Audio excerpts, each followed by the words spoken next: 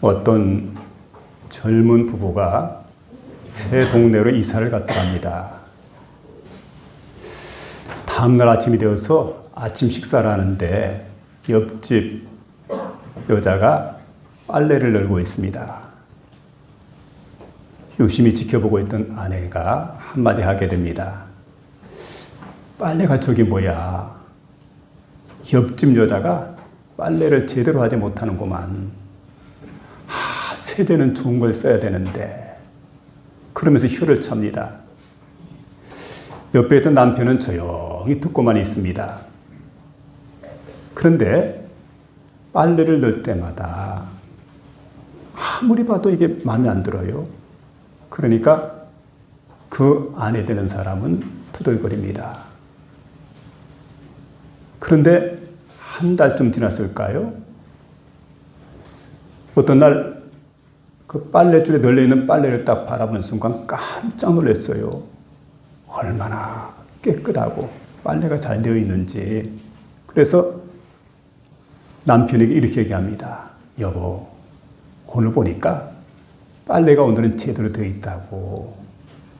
누군가가 옆집 여자에게 빨래하는 것을 가르쳐준 모양이죠. 그랬더니 남편이 이렇게 얘기를 합니다. 오늘 내가 새벽에 일찍 일어나가지고 우리 집 창문을 닦았지. 여러분 무슨 얘기인지 알겠습니까? 창문이 얼룩이져 있었는데 그게 빨래에 이렇게 투영되다 보니까 빨래가 더러운 곳으로 봤던 거지요. 그래서 여러분 신앙도 이와 마찬가지입니다. 주께 합당한 제자가 되려고 한다면 마음의 창문을 닦아야 된다는 거지요. 마음의 창문을 닦아야 된다. 여러분 신앙은 내가 기준이 되어서는 안 됩니다. 내 기준으로 사는 게 아니고 하나님 기준으로 서야 됩니다. 항상 그래요. 노아, 욥, 다니엘 그리고 수많은 선지자 많은 성도들이 숱한 박해와 시련을 겪게 되었는데 그걸 다 이기고 극복하고 끝내 두려워하지 않고 승리를 거두게 됩니다. 비결이 뭘까요? 주께 합당한 제자가 되었기 때문에 이길 수가 있었던 겁니다. 그리고 오늘 시간 저와 여러분이 주께 합당한 제자 하는 말씀을 가지고 하나님 말씀을 전하기를 원하는데 이 말씀을 통해서 크신 은혜가 충만하게 임할 수 있는 복된 시간 될 수 있기를 바랍니다. 먼저는 이제 더 사랑해야 된다 하는 말씀을 들려주고 있습니다. 37절에 보게 되면 아버지나 어머니를 나보다 더 사랑하는 자 내게 합당하지 아니하고 그 다음에는 아들이나 딸을 나보다 더 사랑하는 자도 내게 합당하지 아니하며 이렇게 말씀해 주고 있습니다. 여러분 주님은 제자들에게 혈연적이고 그 어떻게 보면 인본주의적인 그 사랑보다는 하나님 사랑을 훨씬 더 강조하고 있습니다. 그러니까 여러분 항상 사랑한다고 할 때 우선순위가 바뀌어서는 안 돼요. 하나님 믿는다고 할 때 우리가 우선순위가 바뀌면 안 됩니다. 너희는 먼저 그의 나라와 그의 의를 구해라. 그러면 이 모든 것을 너희에게 더하여 주시리라. 이렇게 말씀해 주고 있습니다. 우선순위죠. 삶의 우선순위. 정필도 목사님의 간증 가운데 보면 이런 이야기가 있습니다. 이분이 어릴 때 아주 친했던 친구가 하나 있었는데 함께 교회를 다녔습니다. 그런데 고등학교를 딱 들어갔는데 이 친구가 얼굴이 상기된 표정을 달려와가 이런 얘기를 합니다. 난 판검사가 되기로 결정했다. 그래서 어떤 일이 있어 난 죽어도 서울대학교 법대를 들어가야 된다. 그러니까 지금부터 더 열심히 공부를 해야 되겠는데 그동안 내가 주일마다 교회 나갔지만은 이제 3년 동안은 내가 교회 나가지 않을 거라고. 그 대학 들어가면 대학 가서 그때 가서 교회 다닐 거라고. 근데 여러분 주일마다 학원에 가는데 공부를 얼마나 잘하는지 너무너무 공부를 잘하는 겁니다. 근데 여러분 시험에 합격되고 안 하고는 하나님이 도와주셔야 돼. 하나님 허락하셔야 그 일이 가능하다는 것. 꼭 이걸 우리가 생각해야 됩니다. 그런데 이 친구가 보니까 그렇게 공부를 잘하는데 시험지만 앞에 갖다 두면 이상하게 머리가 정신이 멍해가지고 생각이 잘 안 난다는 거예요. 그래 시험 볼 때마다 이렇게 다 시험을 망쳐버립니다. 그러니까 서울대 법대를 갈 줄 알았는데 재수를 해도 못 들어가고 삼수를 해도 못 들어가고 끝내 서울대 법대를 못 들어갔을 뿐만 아니라 신앙까지 잃어버렸다는 거죠. 여러분 한번 생각해 보시기 바랍니다. 우리 예수 믿는 사람이 여러분 아무리 서울대 아니라 그 어떤 대학이라 할지라도 그것 때문에 신앙을 버린다고 하는 것, 그것 때문에 예배를 버린다고 하는 것 있을 수 없는 일이죠. 3년 동안이나 예배를 갖다 빠져버리고 그러고 나중에 서울대 법대도 못 들어갔는데 더 불행한 일이 있다고 한다면은 여러분 신앙을 잃어버린 거예요.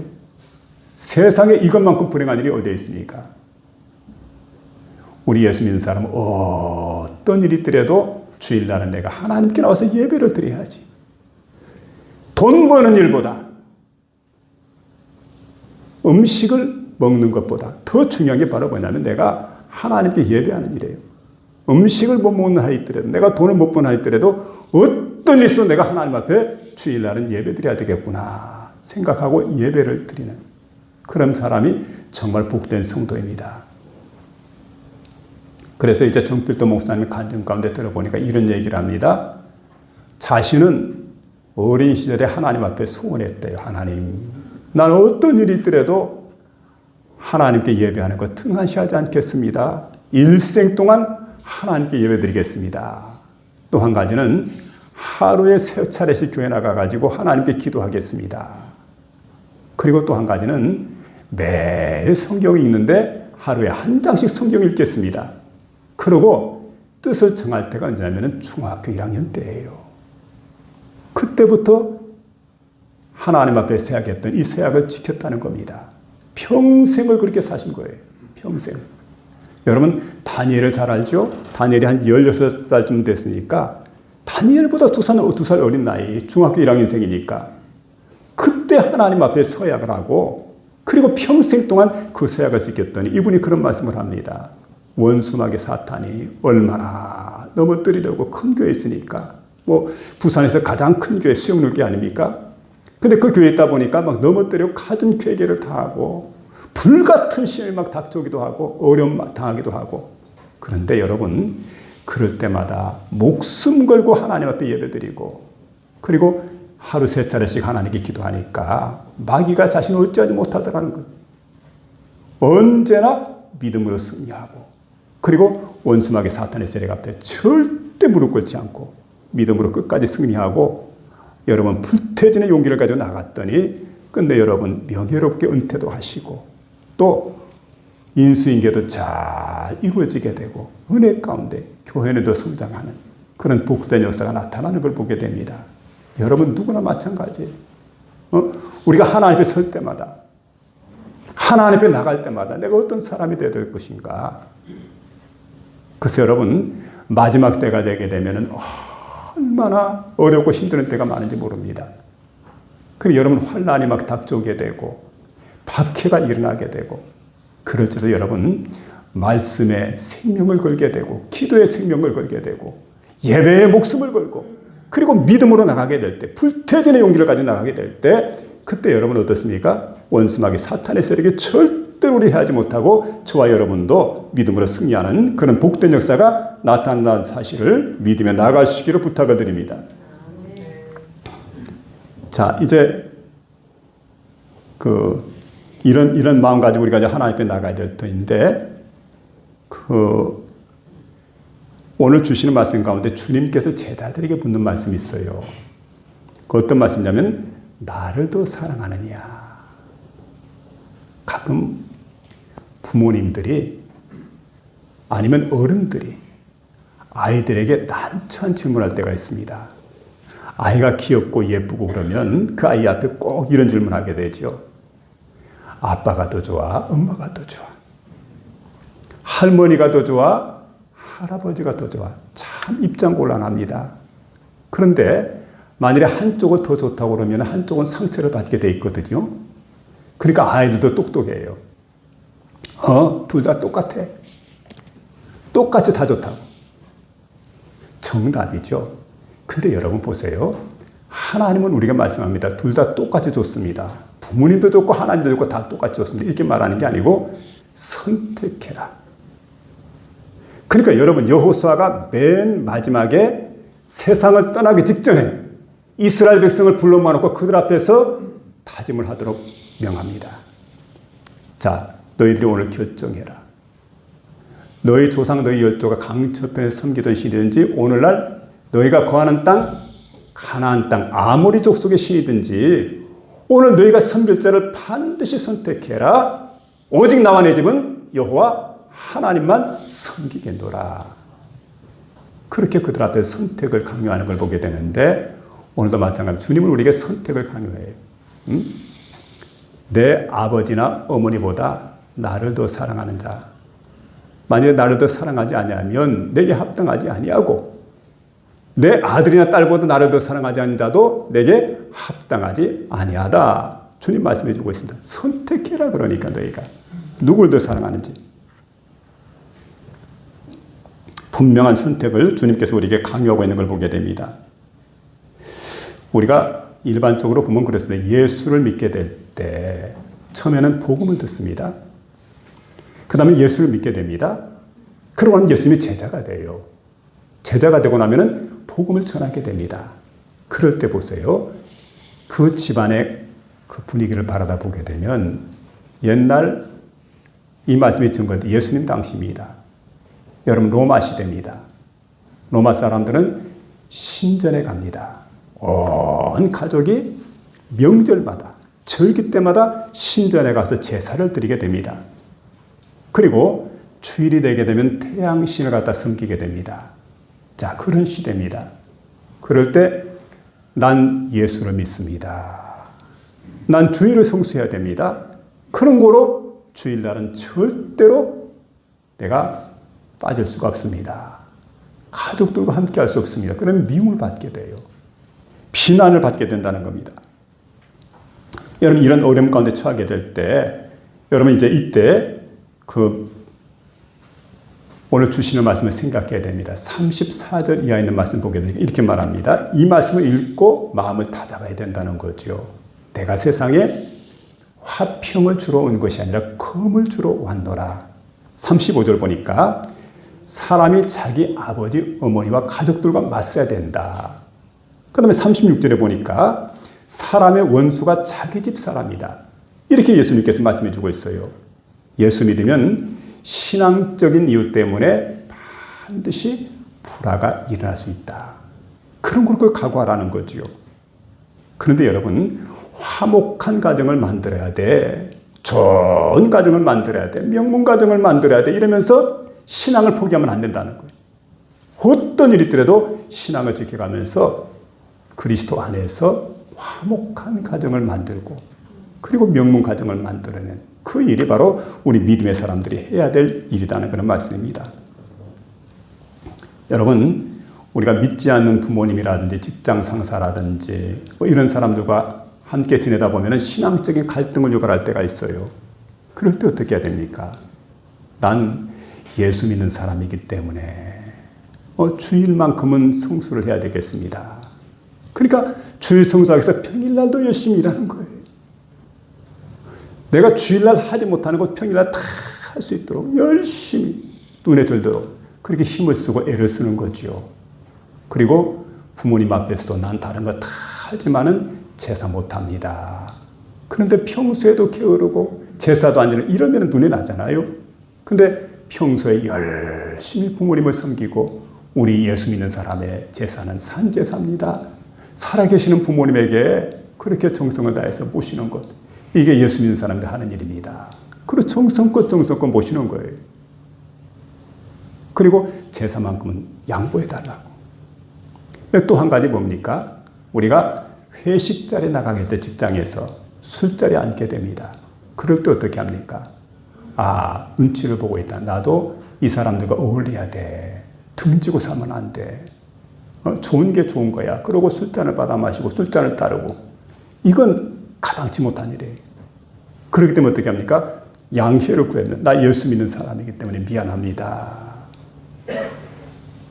미안합니다. 그 양해를 구하게 될 때, 여러분 그렇게 돼도 우리가 미움을 받고 비난을 받을 수가 있어요. 그럴 때 우리 예수 믿는 사람들이 어떤 생각이냐면, 미움과 비난보다는 이 사람들과 잘 지내야 되기 때문에 이 사람들의 법칙을 따라야 되겠다. 그러고 내가 돌아서는 그 순간에 주님의 제자 되기에 합당한 자가 되지 못하다는 거지요. 합당한 제자가 되려고 하면 어떻게 합니까? 어떤 일이 있더라도 내가 손해를 보는 한이 있다 할지라도 잘 감수해 나가면서 미안합니다. 죄송합니다. 내가 미움을 받아요. 내가 비난받아요. 그래도 여러분 신앙의 법도를 지키며 나가는. 그래서 항상 주님께서 앞서게 되고 세상이 뒤로 가야 돼요. 부모님보다 주님이 앞서야 돼요. 자녀보다 주님이 앞서야 돼요. 항상 주님 중심으로 살아가는, 우선순위를 분명히 정하고 살아가는, 내가 나를 더 사랑하느냐. 예, 주님, 제가 세상에 그 어떤 것보다 주님을 사랑합니다. 그렇게 고백하며 나가는 저와 여러분 될 수 있기를 부탁을 드립니다. 두 번째는 더 따라야 된다는 말씀입니다. 더 따라야 된다. 제임스 마이트너라고 하는 분이 있는데, 이분이 40세에서 80세가 될 때까지 무려 40년 동안 미국의 그 추운 땅 알래스카에 대해서 연구를 했대요. 40년 연구하니까 이 분야에는 최고의 전문가입니다. 그리고 책도 많이 썼어요. 그런데 사람이 우유부단했던지 내가 알래스카에 가게 되면 날씨가 추운데 아마 얼어 죽게 될 거야. 그러면 우리 마누라는 과부가 되고 우리 자녀들은 고아가 되고, 아이고 그건 안 되지. 그래 한 번도 못 갔어요. 80세가 돼가지고 병원에 이렇게 입원했는데 그만 심장 수술을 받게 됩니다. 병상에 누워서 생각을 하면 이러다가 내가 곧 죽겠구나. 그런데 명색이 내가 알래스카 전문가인데 알래스카에 지금까지 한 번도 가보지 못했잖아. 그러면서 마음속에 결단 내린 거예요. 태어나던 그날 알래스카로 곧장 날아갔습니다. 가서 보니까 진짜 알래스카는 춥습니다. 영하 52도의 기온이더래요. 가던 날. 근데 그런 곳에서 이제 생활하게 되는데 가서 그 현지 주민들과 함께 어울려 살다가 고래 잡는 현장에 나갑니다. 연어를 함께 잡게 됩니다. 그러니까 생생한 삶의 체험을 하는 거지요. 그리고 연구를 하게 됩니다. 그리고 난 다음에 그가 다시 한번 책을 쓰게 되는데 그런 얘기를 합니다. 내가 왜 젠작 결단하지 못했던가? 내가 왜 40년 전에 이 생각을 하지 못했던가? 두고두고 생각하니까 그게 후회가 되는 겁니다. 여러분, 우리가 그래요. 결단해야 될 때가 있습니다. 주님께서 나를 부르실 때, 주님께서 내게 사명을 맡기실 때, 나를 따라오느라 주님 말씀할 때 예 하고 모든 걸 버려두고 주님을 따라가는 그런 결단이 우리에게 필요하다는 겁니다. 더 따라야 된다. 이런 결단이 우리에게 필요합니다. 그래서 어떤 순간이라도 반드시 주님께 나를 부르시게 될 때 우리가 주님을 따라가야 되겠는데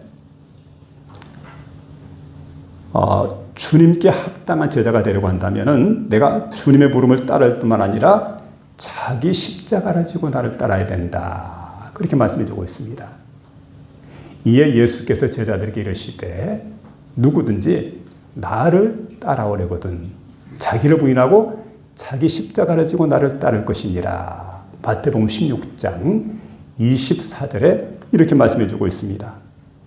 자, 주님의 십자가는 어떤 걸까요? 우리가 날마다 지는 십자가와 주님의 십자가는 다릅니다.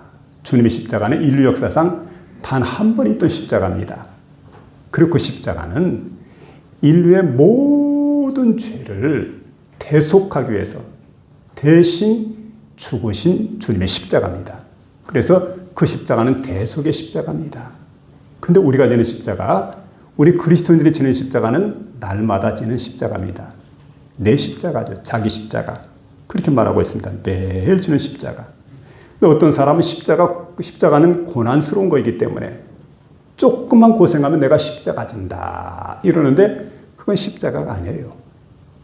가령 여러분 죄 짓고 감옥에 가게 됩니다. 잘못해놓고 욕먹게 됩니다. 그리고 남한테 해야 될 일 못하게 되니까 주변에 많은 사람들이 그 사람을 푸대접하게 됩니다. 건강관리 잘못해가지고 몸이 아픕니다. 또 젊을 때 내가 빈둥빈둥 돌다가 돈 벌지 못했어요. 물질의 어려움을 당합니다. 그렇게 생각할 때 내가 이런 많은 어려움 가운데 내가 십자가를 지고 있다. 절대 그건 십자가가 아니라는 거예요. 오늘 본문의 말씀 보게 되면 마태복음 10장에는 어떤 게 십자가 지는 모습인가를 우리에게 말씀해 주게 됩니다. 먼저는 여러분 가는 곳마다 예수 그리스도의 복음을 전합니다. 복음 증거하는 생활이에요. 전도 생활. 또 여기 그렇게 말씀해 주고 있습니다. 병든 자, 그다음에 아픈 자를 갖다가 병든 자죠. 병든 자, 약한 자를 갖다 고쳐주어라. 그러니까 여러분 치유와 돌봄의 사역입니다. 그리고 가급적 돈을 몸에 많이 지니지 말아라. 물질 생활에. 그리고 고난과 많은 핍박이 복음을 전하다 보면 일어나게 된다. 잘 견뎌라. 인내하는 생활입니다. 이게 뭡니까? 이게 바로 십자가 지는 건데 이건 여러분 특별한 환경 가운데서 주어지는 게 아니고 날마다 이와 같은 십자가를 질 수 있도록 해라. 날마다 이와 같은 삶을 갖다 살아갈 수 있도록 해라. 이게 우리 일상생활이 된다는 거예요. 이걸 우리에게 성경은 말씀해 주고 있습니다. 우리는 여러분 예수님의 십자가를 생각할 때 골고다에 올라가서 죽는 것만 생각합니다. 그 십자가만 생각합니다. 그런데 여러분 우리에게 주어진 십자가는 뭘까요? 그런 십자가가 아니라 여러분 날마다 자기를 부인하는 것.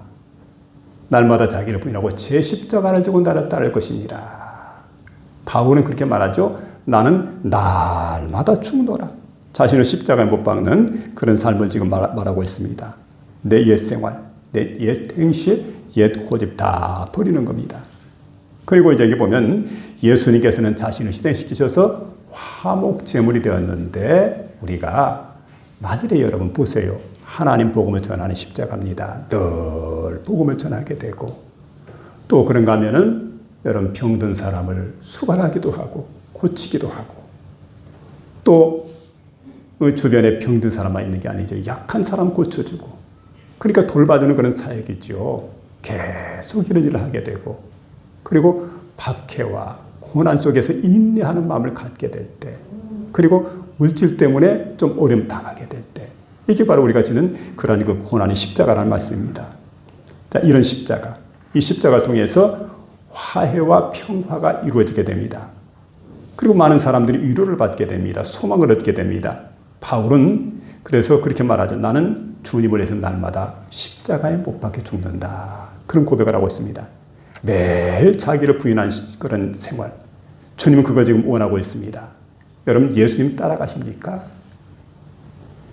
예수님 따라가기를 원한다면 십자가를 져야 되겠는데 우리가 십자가는 바라보는 게 아니죠. 십자가를 짊어지고 주님을 따라가야 된다. 그렇게 말씀해 주고 있는데 여러분 그런 사람이 되려고 한다면 언제나 주님께 합당한 제자의 길을 걸어가는 저와 여러분 모두가 될 수 있기를 주의 이름으로 부탁을 드립니다. 아멘. 마지막 세 번째 보니까 더 일해야 된다. 더 많이 일해야 된다. 여러분 잘 아는 순교자 주기철 목사님이 있습니다. 일제 치하에서 그가 끝까지 신앙을 지켰습니다. 신사참배를 강요하게 될 때 난 절대로 난 신사참배할 수가 없다. 내게 있는 유일하신 하나님 그분만이 내 섬김의 대상이다. 그러고는 7년 동안 옥고를 치르다가 끝내 순교의 제물이 되게 됩니다. 근데 순교하시기 직전에 언젠가 그 주기철 목사님을 일제 경찰들이 해유하기 위해서 잠깐 풀어줬대요. 목사님이 이제 집에 들어왔습니다. 그리고 주일이 되어서 자신이 담임했던 산정의 교회 가서 마지막 유언 같은 설교를 하시게 됩니다. 성도들이 다 모였습니다. 주 목사님이 강단에 있었습니다. 그때 그분은 이런 설교를 하게 됩니다. 사랑하는 나의 어머니, 80이 넘어서 늙으신 어머니, 자비하신 주님께 부탁을 드립니다. 병든 나의 아내를 주님께 부탁을 드립니다. 나의 아이들, 사랑하는 주님의 양떼들, 자비하신 주님께 부탁을 드립니다. 난 이제 산정연 교회를 떠나려고 합니다. 마지막 시간이니까요. 마지막 시간 산정연 교회를 떠나려 하면서 그때 나는 주님의 길을 따르려고 합니다. 피의 길을 따르려고 합니다. 자, 주님께서 가신 길은 피의 길입니다. 십자가의 길입니다. 자, 이 길을 그는 이제 따르기를 원했던 걸 보게 됩니다. 피의 발자취. 나의 사랑하신 성도 여러분, 그리스도의 사람은 살아도 그리스도인답게 살고 죽어도 그리스도인답게 죽어야 됩니다. 그러면서 이런 얘기를 해요. 죽음이 무서워서 예수를 저버리지 맙시다. 풀과 같고 꽃과 같이 잠시 있다가 떨어져 버리는 꽃과 같이 그렇게 시들어버리는 우리 목숨, 우리 생명, 그거 아끼다가 만일에 지옥에 떨어진다고 한다면, 지옥 형벌 받는다고 하면 이 어찌하니 두렵겠습니까? 두렵지 않겠습니까? 그리고 이런 얘기를 합니다. 한 번 죽어 영원한 천국. 그 복락의 세계를 간다면 그 안이 즐겁겠습니까? 주목사 죽는다고. 여러분 슬퍼하지 마세요. 나는 결코 하나님의 무릎 꿇고 절할 수가 없습니다.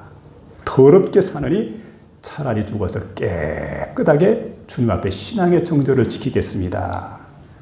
주님 따르는 죽음은 나의 간절한 소원입니다. 나에게는 이것밖에 없습니다. 일사각오입니다. 죽기로 각오를 해요.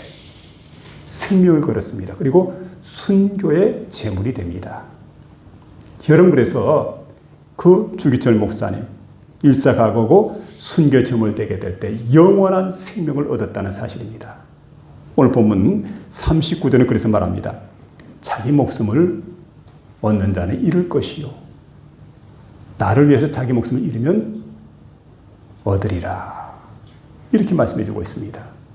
근데 이게 목숨이라는 건 뭐냐면 푸시케라고 하는 말이 있는데 혼, 생명 이런 뜻이 있습니다. 근데 일시적인 목숨이에요. 일시적인 생명인데 잠깐 세상에 있는 생명인데 그 생명 잠깐 붙어 있을지 모르겠지만 그러나 여기 말하는 영원한 생명, 영생 아닙니까? 영혼을 잃어버리는 영원한 생명을 잃어버리는 이런 불행한 일이 우리에게 있어서는 안 돼요. 여러분 어떤 삶을 살기를 원합니까? 그래서 일시적인 생명은 바로 눈에 보이는 생명입니다. 영원한 생명은 눈에 보이지 않습니다. 그는 영원해요. 우리 생명이 어디에 있습니까? 언제나 생각해야 돼. 내 생명은 영원한 세계에 잇대어져 있다. 그리고 영생 복락을 내가 얻어야 된다는 것. 영원한 천국에 갈 수 있어야 된다는 것. 그래서 여러분 생각을 그곳에 두고 가치관을 그곳에 두고 오늘 하루를 믿음으로 살아가는 것. 그래서 여러분 세상에서 내가 많은 거 잃어버려요. 소유를 잃어버립니다. 때로는 생명을 잃어버립니다. 다 잃어버리면 그러나 그거 잃은 것이 아니에요. 주님께서 대갚아 주실 날이 반드시 돌아온다고 하는 것. 영원한 세계가 있다고 하는 것. 그래서 우리가 세상에서는 손해도 많이 보고 많은 것 잃어버리게 되고 많은 것 양보하게 되고 그리고 허전한 마음으로 돌아설 때가 있지만 여러분 아브라함이 보세요. 조카 롯을 위해서 다 잃어버렸어요. 다 버렸어요. 조카 롯이 좋은 땅 다 차지해버립니다. 이런 버릇없는 자식이 어디 있어요. 그러나 아브라함은 낙심하지 않습니다. 왜냐하면 보이지 않는 세계를 지금 믿음으로 바라보고 있기 때문에 훨씬 더 귀하고 값진 것을 그가 지금 믿음으로 바라보고 있기 때문에 여러분 그런 세계가 반드시 있다는 것을 생각하고 믿음으로 나가는 저와 여러분 될 수 있기를 부탁드립니다. 세상의 일시적인 가치를 위해서 영원한 가치를 버리는 자는 영혼을 잃어버리게 된다는 것. 예수를 위해서 얼마나 잃어버리십니까? 얼마나 포기하십니까? 예수를 위해 생명을 드릴 때 그건 죽은 것이 아니에요. 재물을 바칠 때 그것은 사라지는 게 아닙니다. 우리 예수님께서 목숨을 얻는 자는 잃을 것이고 잃는 자는 반드시 얻게 된다. 이렇게 말씀해 주고 있습니다. 지금보다 우리가 더 많이 일해야 되지요. 이게 제자의 삶입니다. 제자로서 합당한 삶입니다. 오늘 주시는 말씀입니다. 여러분 예수를 더 사랑하시기 바랍니다. 예수를 더 따르시기 바랍니다. 예수를 위해서 더 많은 것을 이루면서 제자됨의 복된 삶을 살아가는 저와 여러분 모두가 될 수 있기를 주의 이름으로 축원합니다.